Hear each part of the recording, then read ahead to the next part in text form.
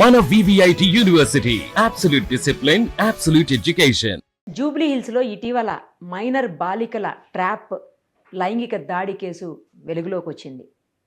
అయితే ఇందులో ఇద్దరు, చంద్రశేఖర్ ఆజాద్ అనే వ్యక్తి, అలాగే రాజీవ్ అనే ఇద్దరు అన్నదమ్ములు కలిసి అమ్మాయిల్ని ట్రాప్ చేయటం, మైనర్ అమ్మాయిల్ని, ఆ తర్వాత లైంగికంగా వాళ్ళని వాడుకోవటం, తర్వాత డబ్బులు కలెక్ట్ చేయటం, లక్షల రూపాయలు. ఇది వాళ్ళకి నైజంగా మారింది. అయితే ఇందులో ఇంకో దురదృష్టకరమైన విషయం ఏంటంటే వాళ్ళ తల్లి, మేనమామలు కూడా వాళ్ళకి సహకరిస్తున్నారు. ఇంతకంటే దారుణం ఇంకేముండదు. ఒకసారి ఇదే విషయం, ఈ కేసుకు సంబంధించిన మరిన్ని వివరాలు, అలాగే ఎలాంటి శిక్షలు పడతాయి అన్నీ మనతో మాట్లాడేందుకు హైకోర్టుకు చెందినటువంటి ప్రముఖ అడ్వకేట్ సుంకర నరేష్ గారు మనతో పాటు ఉన్నారు. ఒకసారి ఆయనతో మాట్లాడదాం. నమస్తే అండి. నమస్తే అండి. ఎంత దారుణం అసలు. వాళ్ళు ఏదో పెద్ద హై లెవెల్, హైఫై అన్నట్లుగా ఆ బిల్డప్లు ఇవ్వటము, సోషల్ మీడియాని యూజ్ చేసుకుని పెద్ద పెద్ద లగ్జరియస్ కార్లు, ఆ లైఫ్ స్టైలు వాళ్ళకి అక్కడ చూపించడం, అమ్మాయిలకి, చిన్న చిన్న పిల్లలకి, అది మైనర్స్ అంట.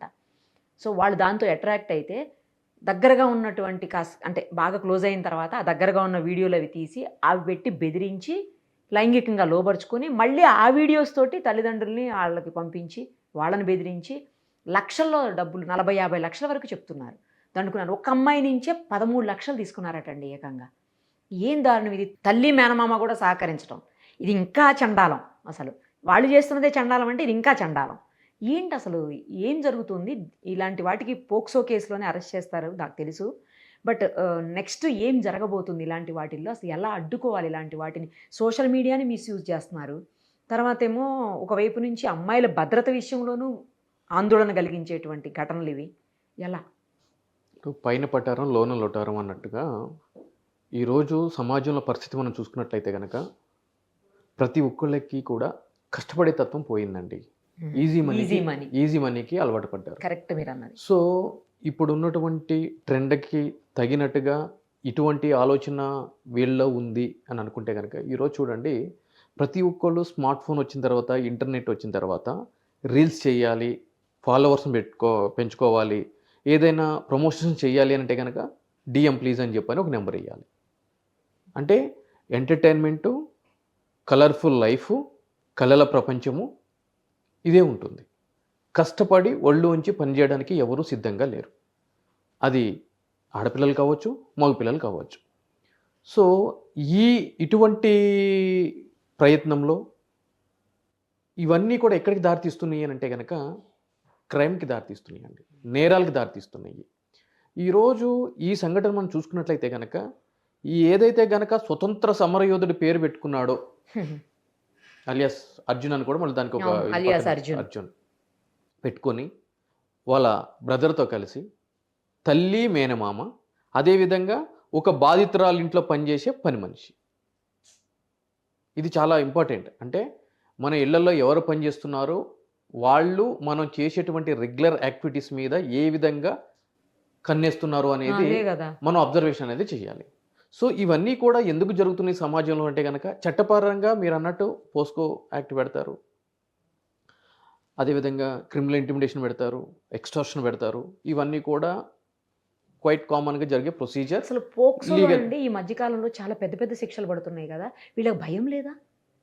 అంటే ఈ యొక్క ఈజీ మనీకి, ఎంటర్టైన్మెంట్కి ఉన్నటువంటి దౌర్భాగ్యం ఏంటి అని అంటే కనుక ఈరోజు డ్రగ్స్ తీసుకున్నా, మందు తాగినా, లేదు అంటే కనుక ఏదైనా సెక్సువల్ ఇంటర్కోర్స్లో పాల్గొన్నా కూడా తాత్కాలికంగా పొందే ఆనందము జీవితంలో దూర ప్రయోజనాల్లో మన జీవితాన్ని తీసుకెళ్ళిపోతుంది అనేటువంటి దాన్ని ఈ తాత్కాలిక ప్రయోజనం ఓవర్ రైడ్ చేస్తుంది. సో కాబట్టి ఆ లాంగ్ టర్మ్ విజన్ ఏదైతే ఉందో అది మిస్ అవుతుంది. ఈ లాంగ్ టర్మ్ విజన్ ఎవరికి ఉంటుంది అని అంటే కనుక కష్టపడే తత్వం ఉన్న వాళ్ళకి మాత్రమే ఆ లాంగ్ టర్మ్ ఉంటుంది. మన జీవితం ఏంటి, మన జీవితంలో ఏ స్థాయికి వెళ్ళాలి, ఆ విధంగా వెళ్ళాలి అని అంటే కనుక మనము ఎంత కష్టపడాలి, ఒళ్ళు ఏ విధంగా దగ్గర పెట్టుకోవాలి అనేటువంటిది ఉంటుంది. ఇప్పుడు మనం జులైగా రోడ్డు మీద తిరిగి ఈ రోజు ఏంటి అని చెప్పి మనం చూసుకున్నప్పుడు ఇక రేపటి రోజున ఆలోచన ఉండదు కదండి. ఈ రోజే ముఖ్యం. ఈజీ మనీలో ఎప్పుడు కూడా ఈ రోజు అనేదే వాళ్ళకి కావాలి. సో ఇటువంటి పరిస్థితుల్లో ఇక్కడ ద ప్యాటర్న్ చూడండి. ఇతను ఎవరైతే కనుక మైనర్ బాలికల్ని ట్రాప్ చేస్తున్నాడో ఇది ఫస్ట్ ఇన్సిడెంట్ కాదు. గతంలో కూడా ఇటువంటి నేర చరిత్ర సదరు వ్యక్తికి ఉంది అని చెప్పని పోలీసుల ద్వారా మనకు తెలుస్తుంది. అందుగురించే అతని మీద రౌడీ షీట్ కూడా ఓపెన్ చేయడం జరిగింది. ఫ్రీక్వెంట్గా ఇటువంటి నేరాలకు పాల్పడుతున్నాడు అని చెప్పని. గతంలో జైలుకి వెళ్ళి వచ్చినటువంటి నేర ప్రవృత్తి కలిగిన స్వభావం కలిగినటువంటి వ్యక్తి. ఇప్పుడు కుటుంబంలో పిల్లలు పక్కదోవ పడుతున్నారు అని అంటే కనుక దానికి ప్రధానమైన కారణం ఏంటి అంటే కనుక తల్లిదండ్రులకి పిల్లల మీద మానిటరింగ్ లేదు అని చెప్పని క్లియర్గా. అది నిందితుల వైపు నుంచే కాదు, బాధితుల వైపు నుంచి కూడా. ఇప్పుడు ఇతను రెంట్కి తీసుకున్నటువంటి లగ్జరీ కార్స్లో ఫొటోసు, రీల్స్ చేసి ఇన్స్టాగ్రామ్లో అప్లోడ్ చేయడం.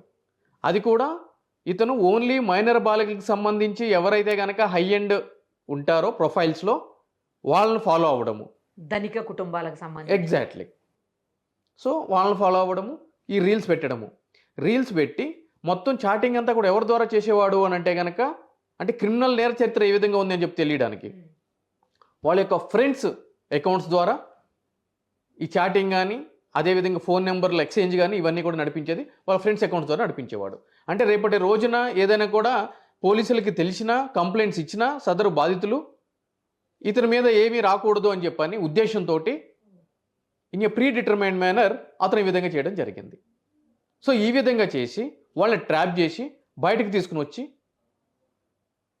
వాళ్ళకి ఈ లగ్జరీ లైఫ్ అనేది చూపించి దూర ప్రాంతాలకు తీసుకుని వెళ్ళి కారులోనే లైంగిక దాడులు చేసి అవి స్పై కెమెరా ద్వారా, కారులో పెట్టినటువంటి స్పై కెమెరాల ద్వారా రికార్డ్ చేసి దాని తర్వాత ఆ యొక్క విజువల్స్ బేస్ చేసుకుని వాళ్ళని బ్లాక్మెయిల్ చేయడం. అదేవిధంగా కొన్ని సందర్భాల్లో ఈ ఎవరైతే కనుక బాధితులు ఉన్నారో ఆడపిల్లలు, వాళ్ళ ఇళ్లల్లో ఎవరూ లేని సమయాల్లో వాళ్ళ ద్వారా తెలుసుకుని వాళ్ళ ఇంటికి వెళ్ళి వాళ్ళ మీద లైంగిక దాడి చేసి దాన్ని సీక్రెట్గా రికార్డ్ చేసుకుని అలా కూడా వాళ్ళు బెదిరించడం. అంటే ఇవన్నీ జరుగుతున్నాయి అంటే కనుక ఇక్కడ నేరం జరిగిన తర్వాత పోలీసులు ఇన్వెస్టిగేషను, ఛార్జ్ షీటు, కోర్టులో శిక్షలు ఇవన్నీ కూడా సబ్సిక్వెంట్ అండి. అంటే ఆల్రెడీ అప్పటికి నేరం జరిగిపోయి ఉంది. అసలు నేరం జరగకుండా ఉండాలి అని అంటే కనుక ఏం చేయాలి? ఇప్పుడు ఈరోజు మనము ఒక ప్రాపర్గా ఒక ప్రొసీజర్ ప్రకారము, రూల్స్ ప్రకారం ఫాలో అయ్యి రోడ్డు మీద వెళ్తున్నప్పుడు మనం సరిగ్గా వెళ్తే సరిపోదండి. ఆపోజిట్ వాడు అడ్డగోలుగా వచ్చి మన మీద పడ్డాడు అనుకోండి, మన ప్రాణం పోతుంది. దానికి ఎవరు ఏం చేయలేరు, అది ఇన్ఎవిటబుల్ సిచ్యువేషన్ అది. కానీ ఇక్కడ ఇటువంటి సందర్భాల్లో ఎక్కడ సిస్టంలో ఫెయిల్యూర్ ఉంది అని అంటే కనుక తల్లిదండ్రుల దగ్గర ఉంది. ఈ నవ్వేడేస్ ఏం జరుగుతుంది అని అంటే కనుక తల్లిదండ్రులందరూ కూడా మేము కోట్ల రూపాయలు సంపాదిస్తున్నాము, హై ఎండ్ లగ్జరీ లైఫ్ని పిల్లలకి అందిస్తున్నాము, కార్పొరేట్ స్కూల్స్లో, కాలేజెస్లో వాళ్ళని చదివిస్తున్నాము, అడిగినంత డబ్బులు ఇస్తున్నాము, కాస్ట్లీ ఫోన్స్ ఇస్తున్నాము, అన్నీ ఇస్తున్నాము. అదేవిధంగా ఇంట్లో వాళ్ళకి ఏదైనా కావాల్సినప్పుడు సకల సౌకర్యాలు కల్పించడానికి పనులను పెడుతున్నాము. మన అవసరం ఏముంటుంది? ఆబ్వియస్లీ ఏం జరుగుతుంది ఇక్కడ? ల్యాక్ ఆఫ్ మానిటర్, వాళ్ళు చేసేదాన్ని ప్రొటెక్షన్ కానీ వాళ్ళు టేక్ కేర్ చేయడం కానీ ఏదైతే మిస్ అవుతుందో అప్పుడు వాళ్ళు ఏం చేస్తున్నారు అని అంటే కనుక తాత్కాలిక ఆనందాల కోసం. ఇప్పుడు వాళ్ళ యొక్క మైండ్ ఆలోచించేటువంటి శక్తి వాళ్ళకి ఎక్కడ ఉంటుంది? రాదు. అంటే ప్రాపర్గా మనం ఒక పద్ధతి ప్రకారం ఉండి, ఇప్పుడు తండ్రి ప్రేమ, తల్లి ప్రేమ, లేదంటే అన్న ప్రేమ, ఈ కుటుంబంలో ప్రతి ఒక్కరు కూడా ఈవినింగ్ వచ్చేటప్పటికి ఈరోజు ఏం చేసావు, ఏం చేస్తుంది అని చెప్పని మనం from time to time monitor చేసినప్పుడు మాత్రమే, వాళ్ళకి అనుకున్నప్పుడు మాత్రమే వాళ్ళకి ఒక భయం ఉంటుంది. అంటే తండ్రి వచ్చి చూస్తాడని చెప్పాను, తల్లి వచ్చి చూస్తాడని చెప్పాను, లేదంటే కనుక బ్రదర్ సిబ్లింగ్స్ ఎవరిని ఉంటే కనుక వాళ్ళు చూస్తారని చెప్పాను. అలా మీరు అన్నది కరెక్ట్ అండి. దాంతోపాటు భయంతో పాటు షేరింగ్ కూడా అలవాటు అవుతుంది వాళ్ళకి. ఎగ్జాక్ట్, అన్ని చెప్పగలుగుతారు ఇంట్లో ఎగ్జాక్ట్ పేరెంట్స్తో. సో ఇవన్నీ లేనప్పుడు ఏమైపోతుంది అని అంటే కనుక ఈ ల్యాక్ ఆఫ్ ప్రొటెక్షన్, దాని తర్వాత ల్యాక్ ఆఫ్ కేరింగ్, ఇవన్నీ లేకపోవడం వల్ల ఏం జరుగుతుంది అంటే కనుక వీళ్ళు ఏం చేస్తారు అని అంటే కనుక ఈ ఇన్స్టాగ్రామ్లో ఈ మెసేజ్లు చేయడము, ఫ్రెండ్షిప్ చేసుకోవడము, ఇవన్నీ చేయడము. దట్టు ఏంటి అంటే కనుక వాళ్ళకి ఇంట్లో వాళ్ళ టైమింగ్స్ ప్రతిదీ కూడా తెలుసు. ఇప్పుడు క్యాష్ ఎక్కడ పెడితే అక్కడ పెడతా ఉంటారు, గోల్డ్ ఎక్కడ పెడతారో తెలుసు, క్యాష్ ఎక్కడ పెడతారో తెలుసు, వీళ్ళ అకౌంట్స్లోనే సఫిషియెంట్ బ్యాలెన్స్ మెయింటైన్ చేస్తూ ఉంటారు, వీళ్ళకి కార్డ్స్ ఇస్తూ ఉంటారు. సో కాబట్టి ఇక్కడ ఏం జరుగుతుంది అని అంటే కనుక ఈ తాత్కాలిక ఆనందాల కోసము వీళ్ళు ఏం చేస్తున్నారంటే కనుక వాళ్ళు పడిన ట్రాప్లో, ఎవరైతే కనుక నిందితులు ట్రాప్ చేస్తున్నారో వాళ్ళ ట్రాప్లో పడిపోయి వీళ్ళు ఈ విధంగా చేయడం జరుగుతుంది. సో ఇక్కడ కూడా బయటకు వచ్చినటువంటి అంశము ఒకటే ఉంది. ఇటువంటి పరువు పోతుంది అని చెప్పని బయటికి రాకోకుండా అక్కడతోనే సరిపెట్టేసుకున్నటువంటి వాళ్ళు ఇంకెంతమంది ఉంటుంటారు? కరెక్టే. సో కాబట్టి ఇక్కడ కూడా ఇంట్లో పని వాళ్ళు కూడా ముఖ్యంగా వీళ్ళు ఎవరు లేనప్పుడు వాళ్ళు చూడండి, ఇంట్లో పనామే ఒక సందర్భంలో అమ్మాయి యాక్టివిటీ ఏం చేస్తుంది ఏంటి అని చెప్పి from time to time information ఇచ్చేవాడు. సో దానికి సంబంధించి ఆమె కొన్ని అమౌంట్స్ కూడా తీసుకుంది. సో దాని గురించి ఆమెను A2 కింద పెట్టారని చెప్పి మనకి తెలుస్తుంది. అదేవిధంగా వీటిలన్నిటికంటే మూలం ఈ యొక్క నిందితులకి తల్లి మేనమామ కోఆపరేట్ చేశారు అని అంటే కనుక వాళ్ళ యొక్క నేర చరిత్ర, నేర స్వభావము ఏ విధంగా ఉంది ఏంటి అనేది కూడా మనం క్లియర్గా ఇక్కడ అర్థం చేసుకోవాల్సిన పరిస్థితి ఉంది. అసలు పిల్లలు తప్పు చేస్తే చెయ్యొద్దని చెప్పాల్సింది పోయి ఇదేంటండి? ఎగ్జాక్ట్లీ. సో ఎక్కడైనా సరే పిల్లలు తెలిసో తెలియకో తప్పు చేసినా కూడా వాళ్ళు చేయాల్సిన బాధ్యత ఏంటి, ప్రాథమిక కర్తవ్యం ఏంటి, సరిదిద్దాలి. వాళ్ళు సరిదిద్దాలి. వాళ్ళు ఏం చేస్తున్నారు ఏంటి అని చెప్పని. ఇప్పుడు కూటికి లేనప్పుడు లగ్జరీ కార్లో తిరిగేయాలంటే కనుక నీకేం అవసరమో, ఏం చేస్తున్నావు నువ్వు అదే కదా అని ప్రశ్నించి ఎక్కడి నుంచి వచ్చినాయి ఎక్కడి నుంచి వచ్చినాయి అని చెప్పని అడగాల్సిన బాధ్యత, ప్రాథమిక కర్తవ్యం తల్లిదండ్రుల మీద ఉంటుంది కదా. ఖచ్చితంగా. వాళ్ళు ఎంకరేజ్ చేస్తున్నప్పుడు ఈ విధంగా నేర ప్రవృత్తి కాకపోతే వాళ్ళు ఏం చేస్తారు? IASలు IPSలు అవుతారా? హైకోర్టుకు జడ్జిలు అవుతారా? సో కాబట్టి ఇకనైనా సరే ఇటువంటి వాటిని చూసిన తర్వాత ప్రతి ఒక్క తల్లిదండ్రులు తెలుసుకోవాల్సిన విషయం ఏంటి అని అంటే కనుక prevention is better than cure అండి. మన పిల్లలు ఏం చేస్తున్నారు, వాళ్ళ యొక్క లైఫ్ స్టైల్ మార్నింగ్ ఎలా స్టార్ట్ అవుతుంది, నైట్ ఏ విధంగా ఎండ్ అవుతుంది, ప్రతిదీ కూడా వాళ్ళకి సఫిషియంట్ టైం అనేది ఇవ్వాలి. మీరు కోట్లు సంపాదించవచ్చు, సరే ఇక్కడ ఏం జరిగింది, ఒక బ్లాక్మెయిల్తోనే అయ్యింది. ఎన్నో ఘోరాలు చూస్తున్నాం మనం. అంటే వాడి యొక్క ర్యాన్సమ్స్ని సెటిల్ చేయకపోతే ప్రాణాలే చెప్పలేము, ప్రాణాలే పోయే పరిస్థితి ఉంది. ప్రాణం పోయిన తర్వాత ఎవరేం చేస్తారండి? సో కాబట్టి ప్రతి ఒక్కళ్ళు కూడా చాలా జాగ్రత్తగా పిల్లల విషయంలో చూసుకోవాల్సిన బాధ్యత ఉంది. మేము ఏం చేసినా కూడా వీళ్ళ కోసమే కదా అని అంటే వాళ్ళే లేనప్పుడు మీరేం చేస్తారు? అంతే కదా. ఇప్పుడు ఇందులో పోక్సో చట్టంతో పాటు సైబర్ ఆబ్వియస్లీ ఐటీ యాక్ట్ అండి. ఐటీ యాక్ట్ కూడా ఐటీ యాక్ట్లో ఉన్న 69 సెక్షన్ 69 ఉంటుంది, పోస్కో యాక్ట్ ఉంటుంది. అదేవిధంగా BNSలో ఉన్నటువంటి సెక్షన్స్ కూడా ఇంపోజ్ అవుతాయి.